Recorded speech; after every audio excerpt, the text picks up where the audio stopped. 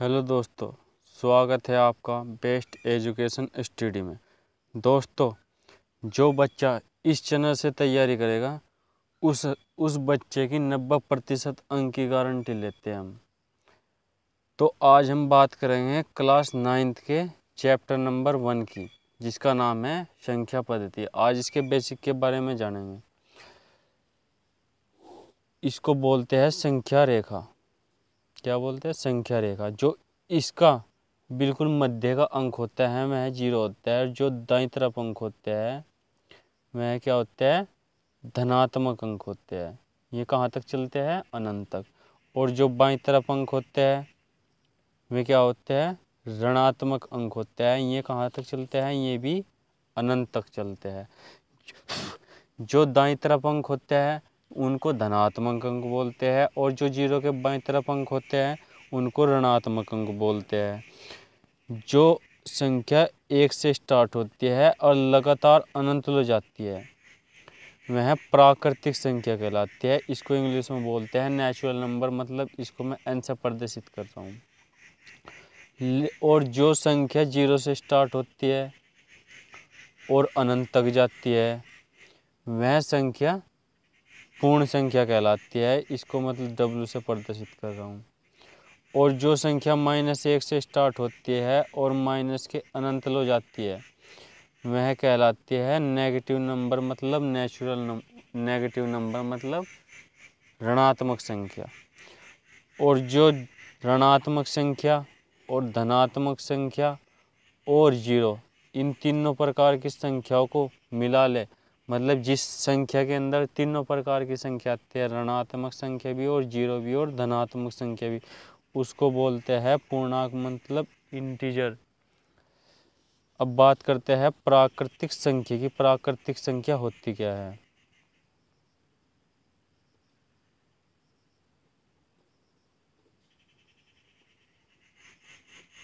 इसको बोलते हैं नेचुरल नंबर। ये संख्या कहाँ से स्टार्ट होती है? 1 से 2 से 3 इसी तरह अनंत हो जाती है। चाहे लाख हो, 10 लाख हो, करोड़ हो, 10 करोड़ हो, जितने एक पेड़ के अपर पत्ते होते हैं ना, अनंत उससे भी बड़ा संख्या होती है। अनंत एक ऐसी संख्या है जिसको ना तो आज तक कोई मनुष्य ना ही कोई मशीन आज तक के गिन पाई। उसके बाद करते हैं हम बात पूर्ण संख्या की।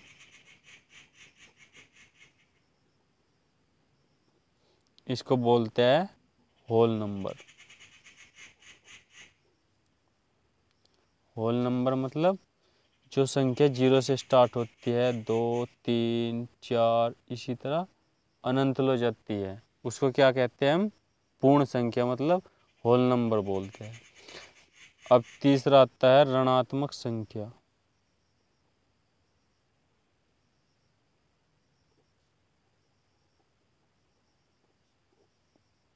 इसको बोलते हैं नेगेटिव नंबर।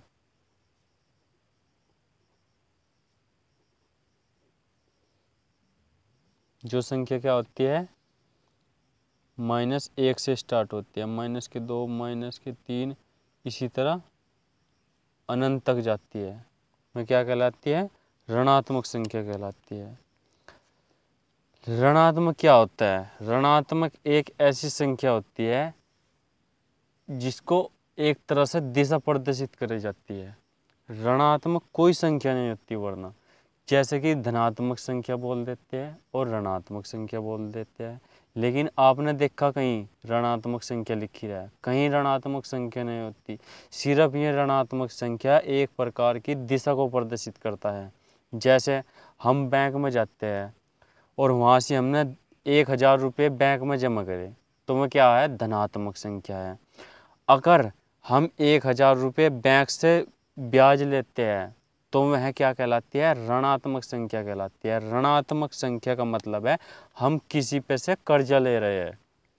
ठीक है दोस्तों, अगर किसी पर से हम कर्जा लेते हैं तो वह ऋणात्मक संख्या हो जाती है, ऋणात्मक पैसे हो जाते हैं, ऋणात्मक में चल जाती है। वरना ऋणात्मक और धनात्मक, आपने देखा है कभी कि कोई पैसा ऋणात्मक है कोई पैसा धनात्मक है? होता तो नहीं। पैसा सिर्फ पैसा होता है, लेकिन उससे हमें यह पता लगता है अगर ऋणात्मक पैसा है तो हमने कर्जा ले रखा है, अगर धनात्मक पैसा है तो हमारा उस पर कर्जा है।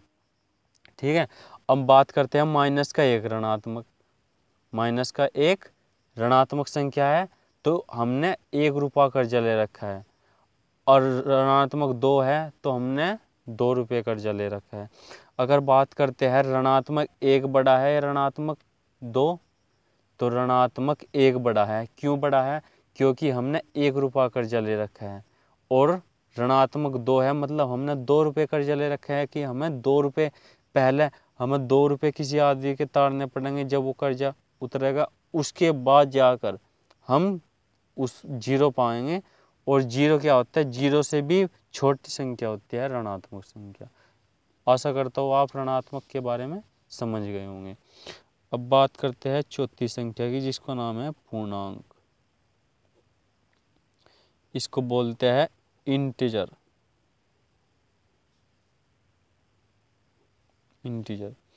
तो इंटीजर के अंदर जीरो भी आती है, और धनात्मक संख्या भी आती है, और ऋणात्मक संख्या भी आती है।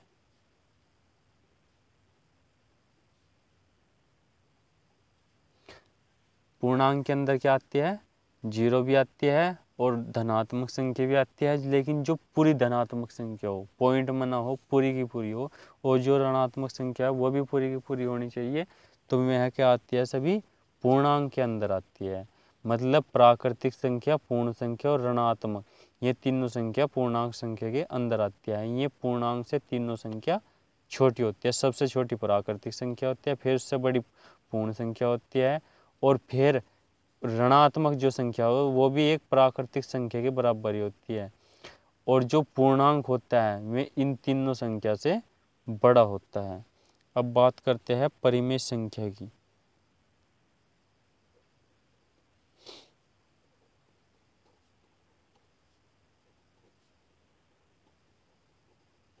परिमेय संख्या क्या होता है? इसको बोलते हैं रैशनल नंबर। क्या होता है परिमेय संख्या? परिमेय संख्या वह होती है जिस तरह अंश और हर में लिखते हैं। 1/2 ये भी परिमेय संख्या है, 2/3 ये भी परिमेय संख्या है, 0/1 ये भी परिमेय संख्या है। लेकिन 1/0 जो अंश और हर के रूप में लिखी जाती है वह क्या कहलाती है? परिमेय संख्या कहलाती है। इसकी परिभाषा की बात करते हैं अगर हम, तो परिमेय संख्या वह संख्या होती है जिसे p/q के रूप में लिखा जा सके, मतलब अंश बटे हर के रूप में लिखा जा सके, लेकिन जहाँ q बराबर नहीं होना चाहिए जीरो के, मतलब नीचे जीरो नहीं आना चाहिए। जैसे कि इस संख्या में नीचे जीरो आ रहा, तो यह परिमेय संख्या नहीं होगी। क्योंकि नीचे जीरो ना हो, ऊपर जीरो हो, कोई दिक्कत नहीं है। अगर नीचे जीरो होगी तो वह संख्या अपरिभाषित हो जाएगी, अनंत संख्या हो जाएगी। अनंत संख्या कोई संख्या नहीं होती, ना परिमेय होती, ना अपरिमेय, ना प्राकृतिक, कोई संख्या नहीं होती है अनंत संख्या। तो इसलिए अगर नीचे जीरो आ गई तो वह संख्या अनंत हो जाती है। और नीचे संख्या नहीं आनी चाहिए, और अंश बटे हर के रूप में लिखी जानी चाहिए। उसे क्या कहते हैं? परिमेय संख्या कहते हैं। अब बात करते हैं अपरिमेय संख्या की।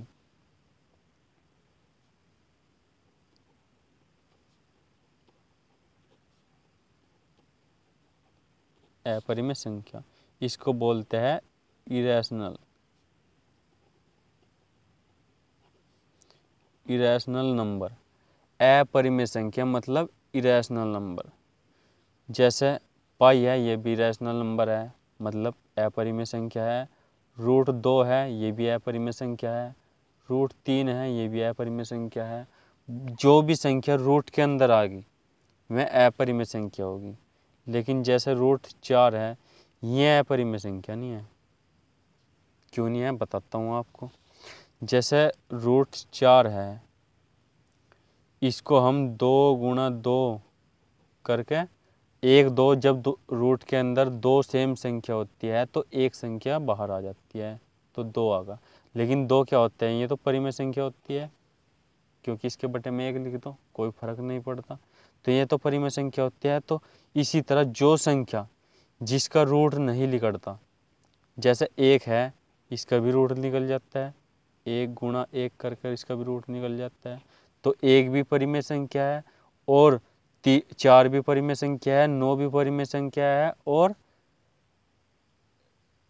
16 भी परिमेय संख्या है। जिस संख्या का रूट निकल जाता है वह परिमेय संख्या है। और जो जिस संख्या का रूट नहीं निकलता और जो रूट के अंदर रहती है, जो अपरिभाषित संख्या होती है, जिसकी हम इसमें लिख लो, जिसकी हम वैल्यू फाइंड नहीं कर सकते। जिस तरह पाई है, इसकी भी हम वैल्यू फाइंड नहीं कर सकते। इसका होता है 1, 4, 3, इसी तरह बढ़ता चल जाता है, तो इसकी भी वैल्यू फाइंड नहीं होती। जो संख्या रूट के अंदर होगी वह क्या कहलाएगी, अपरिमेय संख्या कहलाएगी।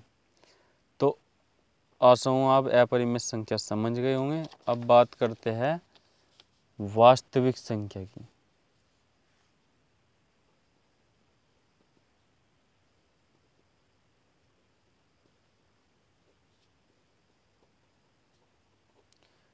इसको बोलते हैं हम इंग्लिश में रियल नंबर। रियल नंबर, वास्तविक संख्या। तो वास्तविक संख्या रियल नंबर होती क्या है?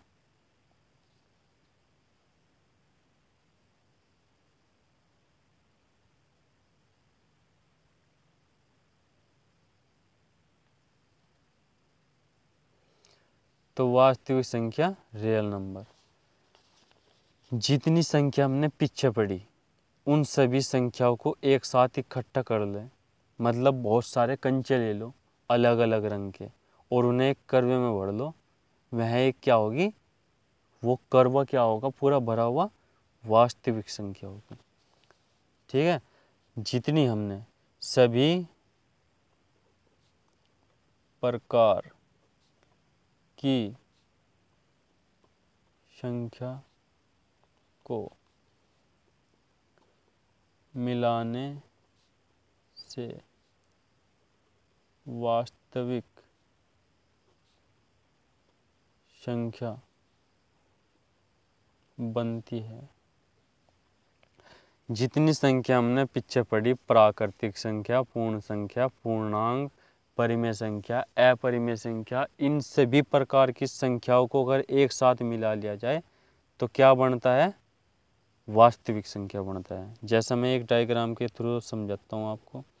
यह तो है ऋणात्मक संख्या और यह है धनात्मक संख्या। ठीक है, जो ऋणात्मक संख्या होती है वह अलग संख्या होती है, और जो धनात्मक संख्या होती है वह अलग संख्या होती है। लेकिन जो पूर्ण संख्या होती है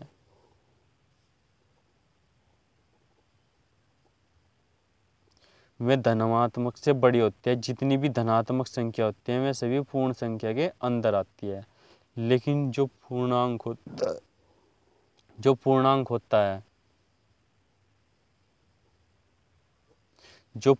होता है उसके अंदर ऋणात्मक संख्या, धनात्मक संख्या, पूर्ण संख्या, ये तीनों संख्या आती है। और इन सभी संख्याओं के अंदर ये सभी संख्याएं किसके अंदर आती है, परिमेय संख्या के।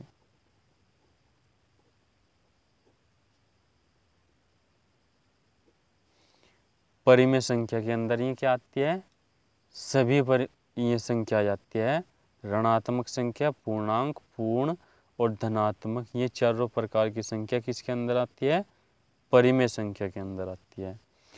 और वास्तविक संख्या होती है जो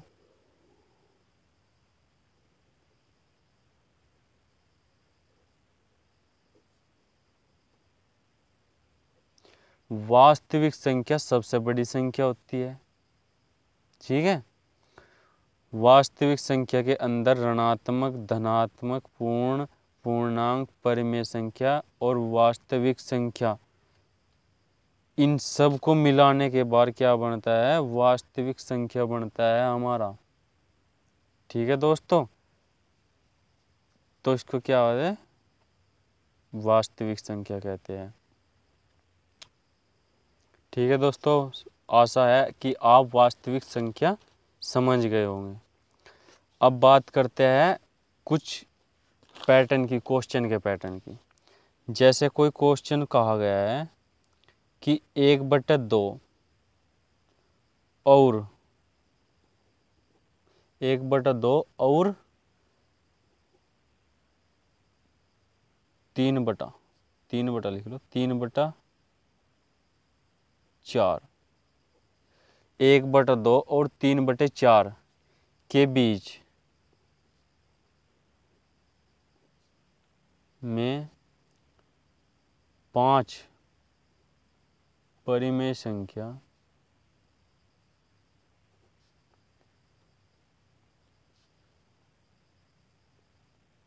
ज्ञात कीजिए।